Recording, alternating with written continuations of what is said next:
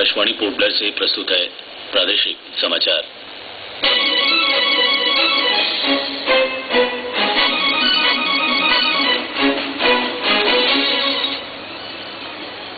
Moradabad dumping क्षेत्र में कल हुए एक धमाके में 2 लोगों की मृत्यु हो गई।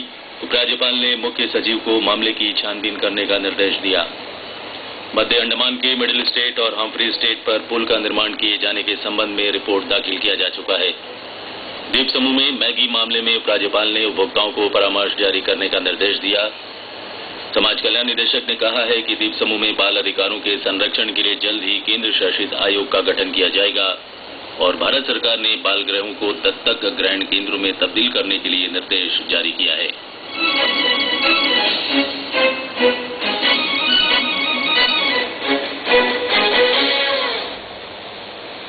समाचारों के साथ मैं राकेश चंद्रलाल।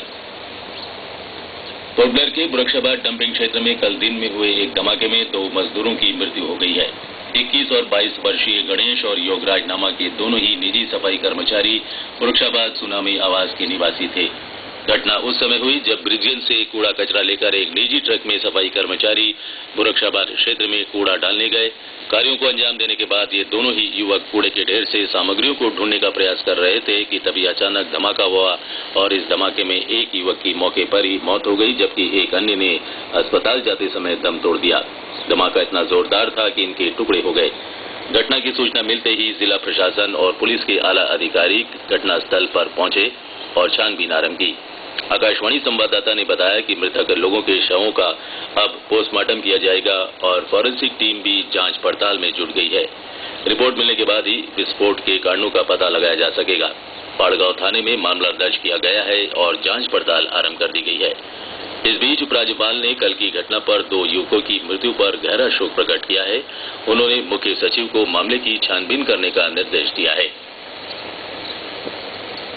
मध्य अंडमान के मिडिल स्टेट और हम्फ्री स्टेट पर पुल का निर्माण किए जाने के संबंध में रिपोर्ट दाखिल की जा चुकी है।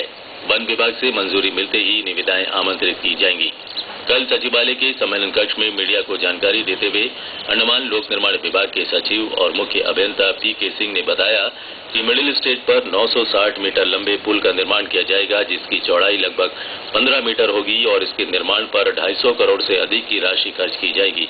हम्फ्री स्टेट पर 1020 मीटर लंबा पुल बनाया जाएगा, जिसकी चौड़ाई लगभग 15 मीटर होगी और इस पर 275 करोड़ से अधिक की राशि खर्च होगी। निविदाएं आमंत्रित होने के बाद 3 साल के भीतर इस कार्य को पूरा कर लिया जाएगा। चातम और बॉम्प्लाट के बीच पुल अथवा सुरंग के बारे में श्री सिंह ने कहा कि इस वर्ष इस मुद्दे पर निर्णय ले लिया जाएगा।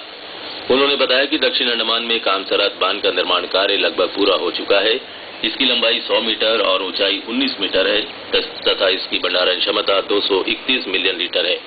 इस परियोजना के पूरा हो जाने के बाद अगले वर्ष से बम्फ्लाट और आसपास के इलाकों में जल आपूर्ति की समस्या नहीं रहेगी। उन्होंने कहा कि डिगलीपुर के खुदीरामपुर में भी बांध का निर्माण कार्य किया जा रहा है, जिसकी लंबाई 130 मीटर और ऊंचाई 14 मीटर है।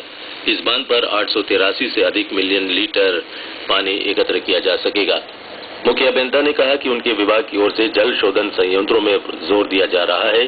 पिछले वर्ष 7 स्थानों पर जल शोधन संयंत्र शुरू किए गए और इस वर्ष भी कुछ क्षेत्रों में संयंत्र स्थापित करने पर काम किया जा रहा है।